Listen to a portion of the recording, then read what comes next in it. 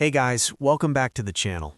I honestly didn't expect to say this, but after using these two iPhones side by side for a pretty decent amount of time, I realized something. What looks different on paper doesn't always feel different in real life. If you're just looking at the specs, the iPhone 16 and iPhone 17 seem almost identical. Same design, same materials, even the first impression, pretty much the same. But after using them as my daily drivers for work, light gaming, taking photos, editing, endless scrolling, and binge-watching YouTube, there are a few things that slowly start to stand out, and once you notice them, you can't unsee them. And here's the interesting part. There's one area where the upgrade isn't just about numbers on a spec sheet, it actually feels different. In this video, I'm breaking everything down based on real, hands-on experience.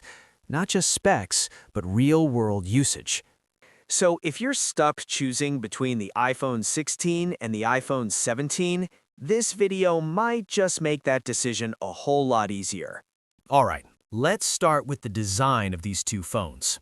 If you really pay attention, the design of the iPhone 16 and iPhone 17 isn't drastically different. Both of them use an aluminum frame, so visually and in hand, they feel pretty much the same. The vibe, the build quality, the overall look, it's very similar. But there is a slight difference when it comes to the display protection.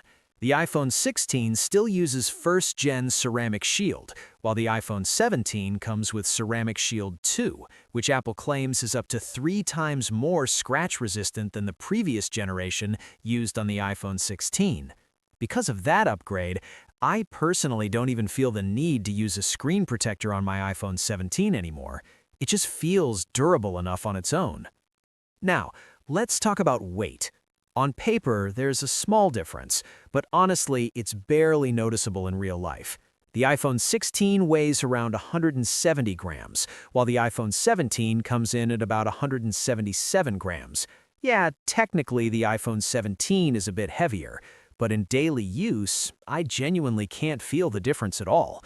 Even though there's a few grams separating them on paper, in hand they feel just as comfortable. When it comes to colors, honestly, they look pretty similar overall. The difference is, Apple plays around with contrast a bit more on each lineup.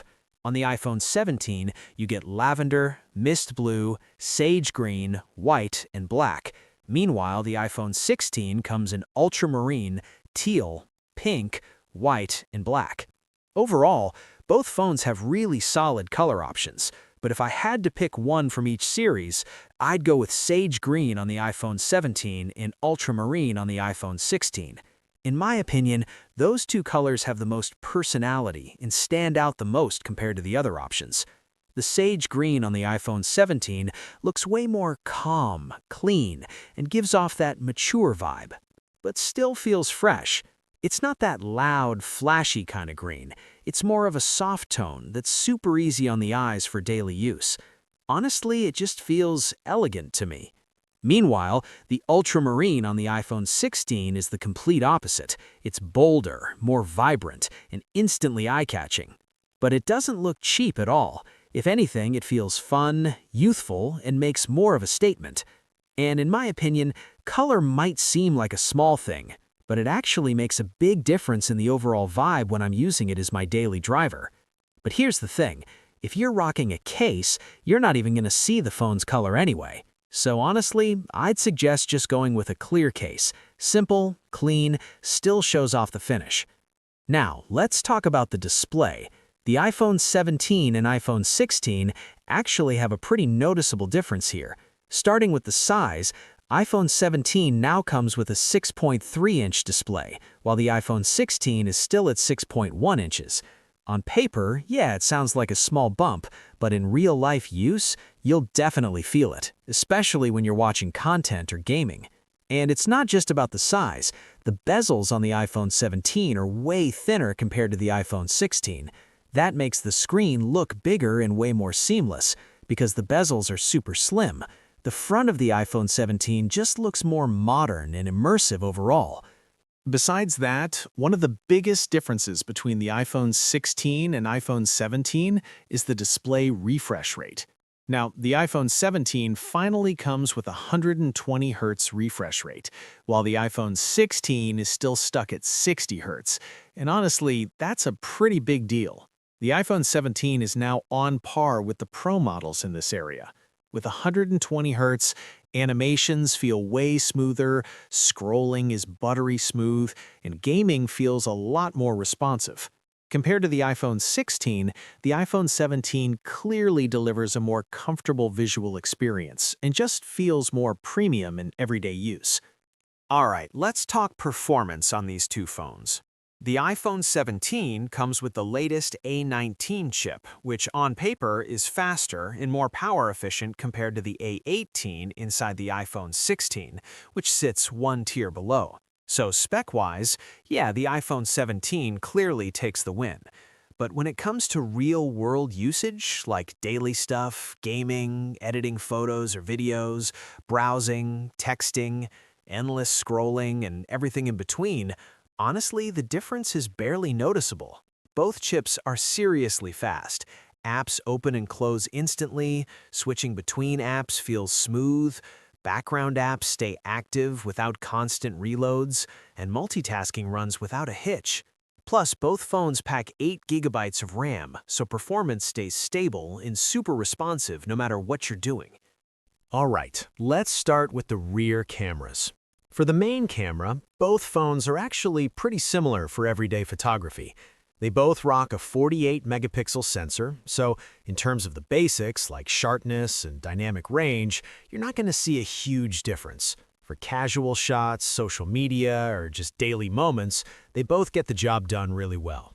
But when we zoom in a little deeper, especially on the ultra-wide lens, that's where things start to change. The iPhone 17 steps it up with a 48-megapixel ultra-wide, while the iPhone 16 is still sitting at 12 megapixels. And honestly, that upgrade is noticeable, especially when you're shooting macro or scenes with tons of tiny details.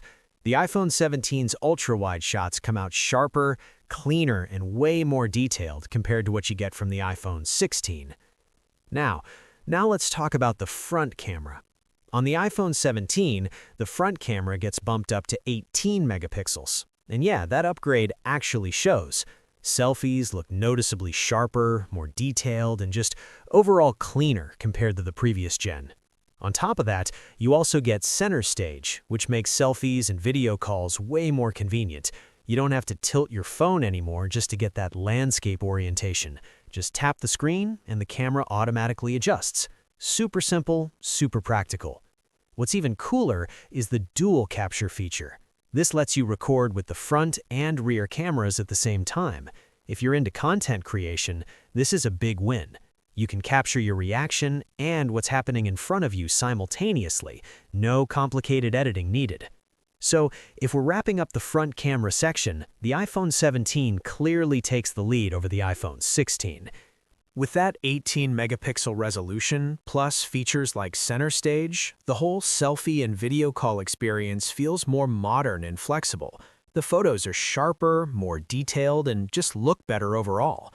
Meanwhile, the iPhone 16 still sticks with a 12-megapixel front camera and doesn't come with center stage. So in terms of both features and quality, the iPhone 17 is definitely a step ahead.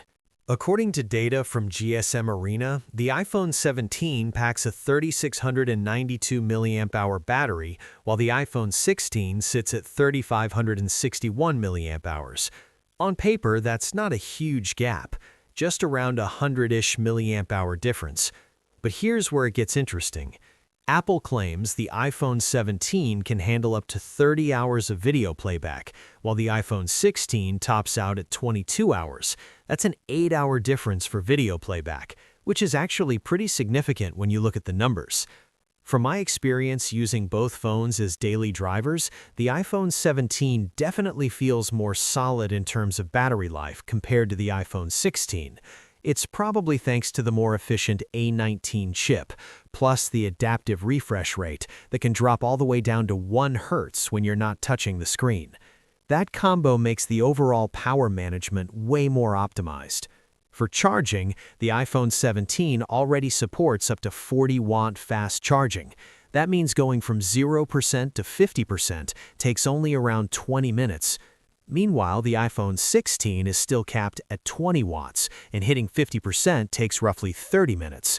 So even though on paper the battery capacity is only about 100 milliamp hours apart, in real-world use the difference actually feels pretty significant, both in terms of endurance and charging speed. The iPhone 16 isn't bad by any means. For normal, everyday use, it can easily get you through the day without any major issues. But once you start pushing it a bit harder, like cranking up the brightness and keeping your data on all the time, you'll notice the battery drains a little faster. So compared to the iPhone 17, its endurance does feel slightly more limited in heavier usage scenarios. So if battery life and charging speed are high on your priority list, the iPhone 17 is clearly the more worth it option.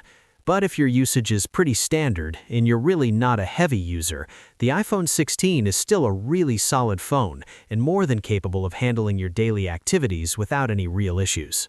So after using and comparing both of them side by side, in my opinion, the iPhone 17 isn't just a regular yearly upgrade. On paper, some of the improvements might look small, but in daily use, it actually feels different. The display is smoother, the bezels are thinner, the battery lasts longer, charging is faster, and the overall experience just feels more refined and polished. But that doesn't mean the iPhone 16 is bad. If you're not a heavy user, don't really care about 120 Hz, and can find it at a much lower price, the iPhone 16 is still totally worth it in 2026. At the end of the day, it really comes down to your needs. If you want something more future-proof and more comfortable for long-term use, the iPhone 17 is the safer pick. But if you're trying to save some money and your usage is pretty standard, the iPhone 16 still makes a lot of sense. Now the real question is, if you were in this position, which one would you choose? Drop your answer in the comments.